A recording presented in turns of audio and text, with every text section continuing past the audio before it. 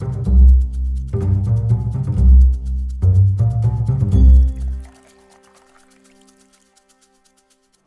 so this is La Cuadrada. It's called La Cuadrada because it forms a perfect square. Here we have 4,000 casks, and as you know in Jerez, all of the casks are American oak and 600 litre capacity. Okay, if you notice the top one is slightly smaller, it's 500 litres, but this is just for weight purposes, okay, because this cannot withstand another 100 litres. Okay.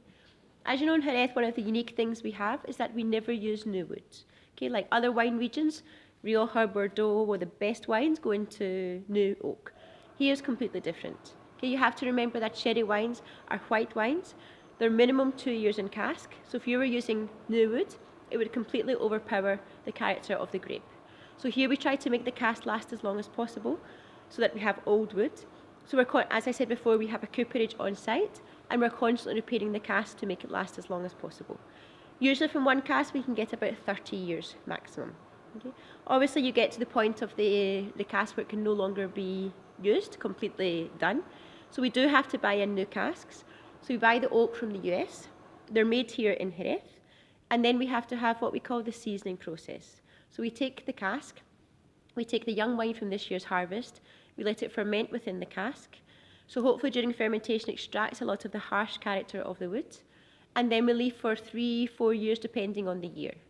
Only then can we start to use the cask for sherry. So we empty out this young wine and we start to use for sherry. When we start to use for sherry, we firstly use for Oloroso, and then only when the cask is maybe 9, 10, 11 years old do we start to use for Fino. Because obviously in Oloroso wines you want more wood character coming in, whereas in the Fino what should dominate is the flor. Okay, so we only use the very, very old casks for the Fino sherries. Okay. People always ask why they're painted black. One of the reasons is just for aesthetics. So we're taking bits of old cask, so it doesn't look very nice. So we paint them black to make it look nicer. But the most important reason is they are very old casks. They're very prone to leakages. Okay, so if you have a red wine, you can see straight away when it starts to leak. If you have a white wine, it's not so easy to see. So apparently having the black background means that you can see quicker when the cask starts to leak, so that somebody can come and check and see if it needs to be repaired or if it can hold on for a little longer. Okay, so usually we have some, you can see. For example, you can see a little bit here. It started to leak through the stave. So they'll come along and check if that needs to be repaired or can hold on for a little longer. Okay. So this way of stacking the cask is called randana. So this is a traditional way, and this is how we still do it here. But obviously in practice this is not very useful, because if one of the casks in the middle breaks, you have to dismount the whole pyramid and take that cask out. So for example, in our cellar Las Copas, we have a modern shelving system. So it's 8 rows high, and each cask has its own little compartment, so it can be taken in and out without disrupting the rest. Okay, but at the moment here, we're still using this traditional method.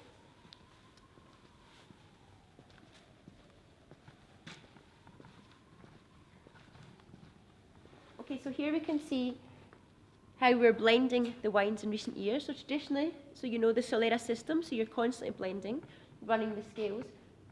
I don't have to go over the Solera, no? You know by heart. So this was traditionally done by hand. Okay, for example, if I wanted to run the scale from here to here, I would take wine from here in big jugs and put into here.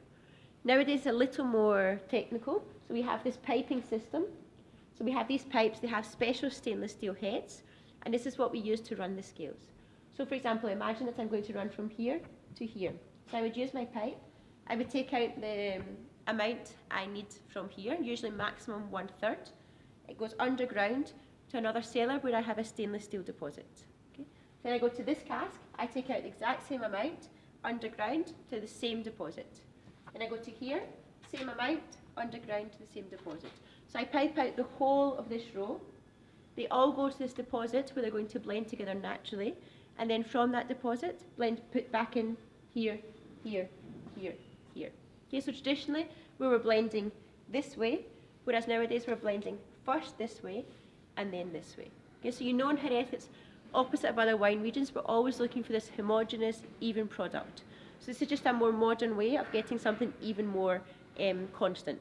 So I'm evening out all this before I'm blending into the Solera. Because you can imagine temperature and humidity is here is completely different from temperature and humidity at the end of the row. Okay, so we have to even out here and then put into this bottom row. This is how we do it in this cellar, but you'll see later on in our older cellars, we don't have the capacity for this system, so we just do it traditional way. Okay. One of the other unique things in Jerez we have is the terminology that they use. They use a lot of different words for things. For example, we always talk about botas as opposed to barricas. And when they're talking about volume, they never really talk about litres. Okay, so we talk about litres, but the people who work in the bodega, they either talk about arrobas or jarras. Now, arrobas is 16 litres of wine, and a jarra is 12.5 litres. So we in González Byass work with jarras. So it's basically just big stainless steel jugs. So traditionally, all the movement of the wine was done using these big jugs that can hold up to 12.5 litres. So people that work in bodega still think in jarras. So for example, you see this cask, it says 42. This means it contains 42 jarras. So it's 42 times 12.5 litres. Okay, so they always still talk about jarras. Okay.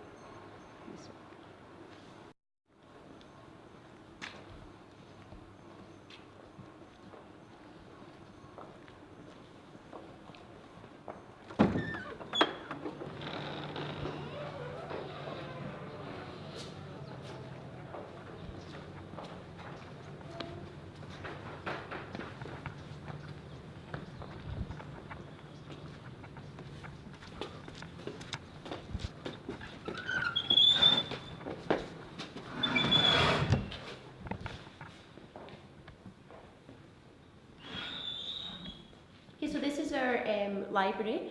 So here in González Byass we have really rich historic archives. The family were very good at saving things.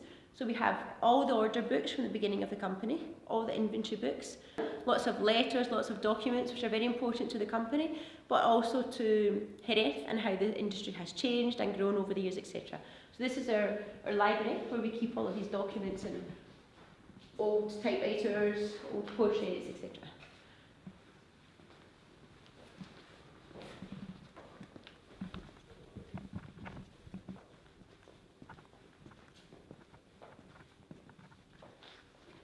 Okay, so these are said to be the oldest casks that we have in the bodega. We think they're about 300 to 350 years old.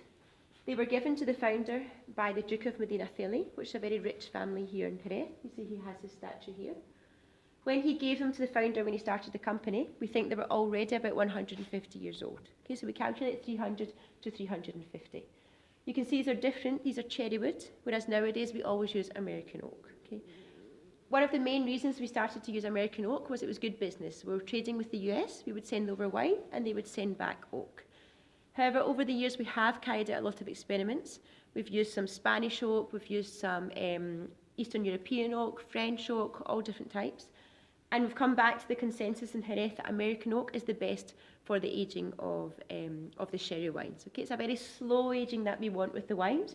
We have wines that are up to 30 years in cask.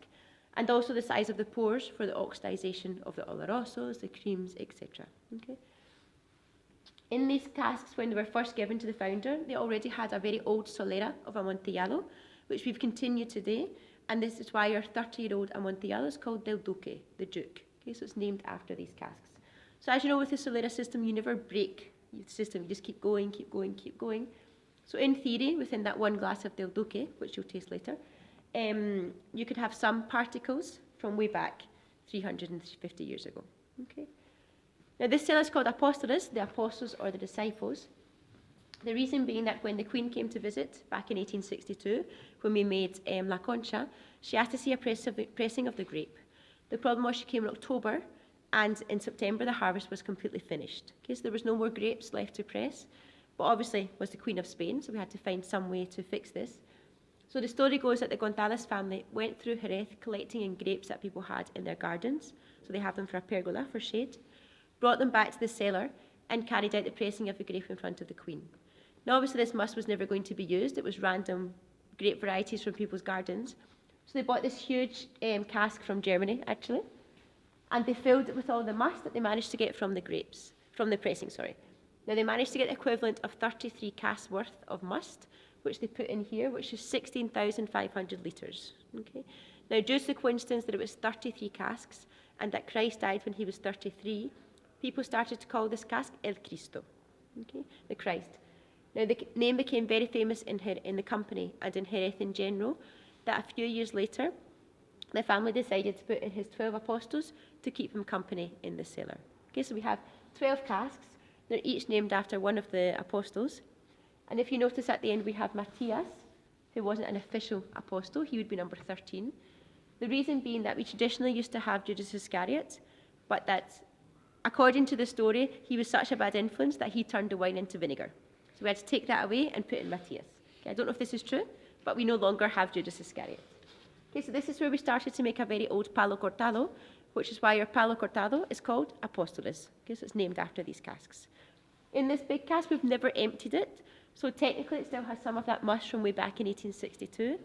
We obviously have to keep filling with a young Oloroso, but you see some sticky substance come out the bottom. It's probably this wine from back in 1862. Okay, so this cellar was traditionally completely full of casks. But as I said, we now have Las Copas, which is our cellar on the outskirts of town. So all the casks have been moved down to Las Copas, well, the majority.